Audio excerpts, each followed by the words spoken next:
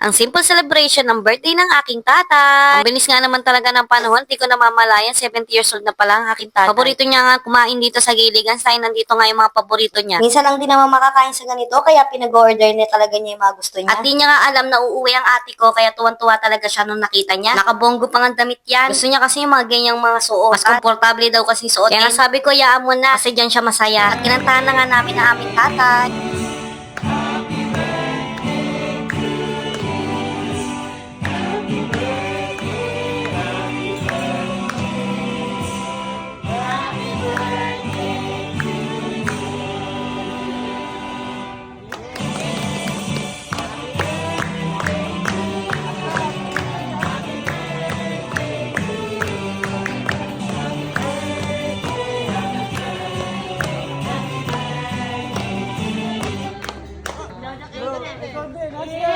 Simpleng celebration pero alam ko tuwan-tuwa. Dahil nagsama-sama uli kami. Kaya again, happy birthday sa'yo, tatay!